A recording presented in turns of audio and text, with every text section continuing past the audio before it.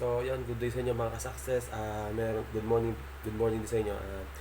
Meron lang akong gustong i-share sa inyo. So, sorry, medyo hindi ko masyadong nasikaso na yung lighting natin. Medyo, against the light. So, yun, meron lang kasi yung gustong i-share sa inyo. So, ngayon, New Year, gusto ko lang i-share sa inyo kung ano yung, yung first struggle ko ngayong this year, ngayon, 2024. So, totally, hindi naman siya first struggle. So, December pa talaga medyo inaano ko to. Kahit na nasa medyo holiday na nakarang mga linggo, is talagang medyo ni-research ko na. Kumbaga, sa akin talaga yung R&D. So, yun. Ibig sabihin, yung pag-research and development ng product ko. So, ngayon kasi, since New Year, is plan ko na rin mag-produce ng bagong product. So, ngayon, kung makita nyo, ito yung isa sa mga, sa mga sample ko. So, ito, kasi since nga gusto ko mag-improve dun sa product ko, gumawa ako ng sarili ko ng pattern. Mali pala, nagpagawa na ako ng sarili kong pattern kasi yung una kong pattern na ginawa doon sa meron ko is ginamit ako na ng mga nagbabawa na technique yun. So ngayon, since gusto ko mas ma-improve pa lahat ng yung mga susunod ko mga kasi kailangan ko is every time na magpo-produce ako ng product is pa-improve siya ng pa-improve. So in that case, naggumawa na ako ng sarili kong nagpagawa na ako ng sarili kong pattern. Nagpagawa ako talaga sa mga marunong at magagaling talaga na kailangan ko, kasi since naman nandiyan ako sa ganitong industry din, kaya marami din tayo mga alam na pwede natin mahinga ng tulong. O siyempre, technically, magabayad ka rin talaga doon at i-hard yun. Kasi, kumbaga, skilled nila yun eh. So, yun. So, ngayon, nag-sample ako ng yung pattern ko. Sample ko siya. Very, naman siya, accurate. So, goods naman to. Goods yung to. Ang problema lang is, yung quality ng fabric. So, hindi ito yung ideal na fabric na gusto kong gamitin sa kanya. So, ito yung nakaraan. Ito yung ginamit kong fabric sa yung first product ko. Pero dito, since nga dito, parang hindi ko siya, sa pattern na to, hindi ko siya parang hindi niya nakuha yung pinaka standard ko. So, ngayon, ang problema ko ngayon, this year, is yung about sa fabric o yung gagamitin kong tela. Kasi meron akong hinahanap na specific na tela na talagang gusto kong quality. So, ngayon, ito ang problema ko ngayon. Kasi, possible na meron akong makita. Kasi sa mga pag-research ko, kahit sa mga ibang mga brand, tingin ko nagka-angkat sila through China. So, from China din, ini-import nila dito. So, ang struggle dito is masyadong malaki ang costing nun. So, hindi ko pa siya kaya talagang effort sa ngayon, pero ando dun talaga yung quality na hinahanap ko. So, may other option ako is bumalik dun sa Taytay, tapos hopefully may makita tayong other na medyo kahit di siya ganun, hindi siya totally siya yon, or yun mismo yung hinahanap kong fabric. I mean, yung quality is makuha ko, may makita akong ganun kahit sa mga local supplier lang natin. But then kung sakali, kung sakali hindi ko yung kumbaga hindi ko siya makita sa mga local supplier dito sa atin, kailangan kong gawan ng paraan na makapag import ako dito ng ng kailangan kong product kahit from China pa yon. So may mga way naman talaga ngayon, possible naman na yon, pero talaga medyo mataas din ang cost na kailangan kong gawin. So kung mapansin nyo, sabi ko possible kasi totoo lang, kaya medyo sumasakit ang ulo ko dyan kasi talagang medyo pricey din ang aabutin ko. So yan, para sa akin, kung gagastos ako ng mga ng 5 digits ganun, para sa akin pricey na yun. Yun nga lang mga 5k sa para sa akin kasi mga 5k, 6k pang maramihan o isang roll yun okay pa yun, kaya. Pero pag kunyari nasa 5 digit na abutin, para sa akin medyo pricey na yun. Ang problema pa din sa mga forwarder, yung forwarder is yung mga sila yung mag-aasikaso ng mga papers o kahit nauso na ngayon yan yung mga ganyan na kukuha ka ng supplier sa Alibaba, kasi sa Alibaba talaga more on sa mga sa mga seller, kumbaga tutulungan yung mga seller na i-provide yung mga raw material sila. So marami bultuhan din talaga yun. Kaya talaga sobrang quality talaga yun. Then ang problema dyan is yung forwarder is talagang mataas din talaga yung cost nung ano nila, nung deliver nila. Na hindi naman talaga totally mataas, pero kumbaga kung maramihan talaga yung ano mo, yung i-import mo is mas okay.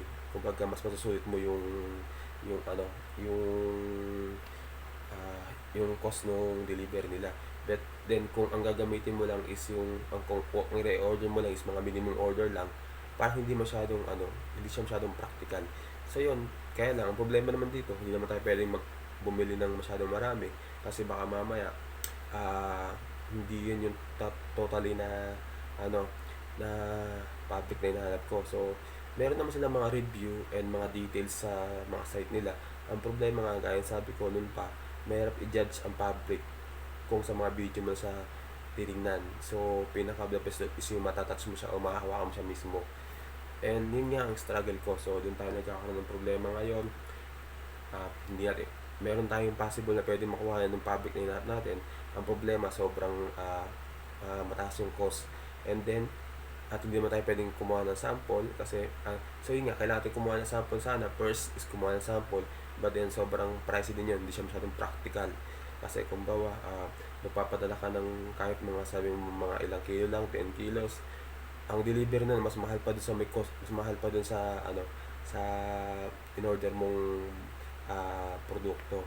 So ngayon ang pinaka option ko ngayon is tumingin muna sa local supplier natin sa Taytay, is baka meron tayong makita o magpatulong tayo sa mga ibang contact natin na nagsusupply o may contact din sa mga bodega. So other than that, pwede naman akong gumawa din ng paraan na magpatulong sa mga forwarder na ma-estimate din kung magkano ang anin ko, ang magiging cost ko kung sakali magpapa-import ako ng mismong product ko. So possible naman yun. Ang problema kasi doon, pinaka-conflicted, kumbaga ano na nga tayo, kumbaga ready na nga tayo mag-risk ng kahit ano siya, costly siya, kumbaga kahit pricey siya, ready naman ako mag-risk. Ang problema lang doon is kailangan bago ako mag-risk doon na marami yung ordering ko, and kahit magbayad ka ng sabi mo nang medyo mataas din yung ano niya, yung sa may delivery niya kasi nga import yun, at least sana makita ko yung sample. Kumbaga makita ko na yung sample nun is para sa akin worth it na rin yun, kahit na mag mag-spend ka ng ganong kalaking capital doon. But then kailangan ko munang hanapin ngayon o mag-search tumingin sa ibang manufacturer sa ating mga local supplier sa Taytay o sa QC. Kailangan ko rin muna kasi tignan yun kasi baka mamaya is meron palang nagpo-produce doon ng mga local supplier.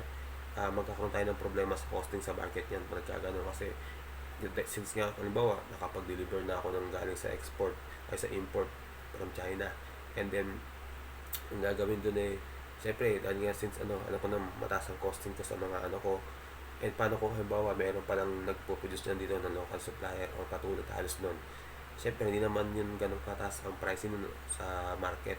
But then sa akin syempre since nga para in-export or import dito, syempre mas mataas ang cost ko doon. So wala namang problema sa akin problema kung mataas ang cost ko, yung price ko sa market ko ng mga product ko.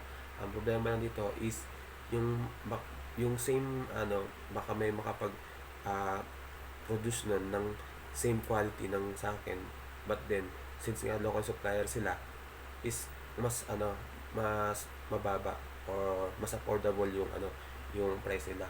So yun, kaya kailangan ko munang hanapin o tumingin, i-check kung wala talagang local supplier nun. So yun, pero mas pinaka the best is sana may makita tayong local supplier. So ngayon, ang gusto kong i-share sa inyo, talaga ito pinaka-bottleneck ko dito is kaya nabanggit ko kayo na nagsabi ko sa inyo is posible. So sobrang struggle talaga sa akin, masak din sa ulo, pero hindi ko sinasabi sa sarili ko na imposible na to. Kasi that time na sinabi mo sa sarili mo na imposible na itong solusyonan, dun na magpapasok ka ng mga bagay o mga reason or mga other speculation nyo na tingin nyo hindi nyo na kayang hindi nyo na kayang i-overcome yung mga problem na gaya nito. Kaya nga kailangan positive lang lagi kayo na kaya nyo itong malagpasan. Kasi kung pinoproblema mo ito ngayon, for sure pinoproblema rin yan ng mga dating nagsimula sa ganito. But then sila siguro, kaya sila rin to kasi hindi nila ginawa ng paraan nung nandito sila sa ganitong sitwasyon. So ngayon, kailangan natin maging lagi may solusyon ng mga problema. So kagaya ito, maging focus lang tayo dito, mag-execute tayo ng mga bagay-bagay, wag tayo magkamali. But then sabi nga, mataas lagi ang risk sa ganito. Kaya lang mas nalilesen mo yung risk kapag inaaral mo yung mga bagay-bagay. So halimbawa, paano risk? Kunyari pwede akong mag-invest na malaki sa magkapital sa isang produkto na tingin ko maybe baka mamaya malugi lang ako o kaya mamaya pangit pala yung quality. So may risk yun, pero mas bababa yung risk na mangyari yun kung inaaral-aral natin yung mga bagay-bagay na kailangan natin gawin. So isa yun sa mga gusto kong i-share sa inyo sa ngayon. So yun yung pinaka first struggle ko ngayong taon, na kailangan ko mahanap yung fabric na kailangan kong i-produce ngayong first quarter ng 2024. So hopefully sana within this January or hanggang March is mahanap ko na yung fabric na kailangan ko or may produce ko na, para mas kasi nakagawa na ako ng pattern eh. So kailangan ko nang improve yung yung product natin. So again, maraming salamat sa inyo mga success. Sana may natutunan kayo ngayon sa aking mga shinare sa inyo, and hoping okay naman yung start ng ating new year ngayon. So maraming salamat. God bless po.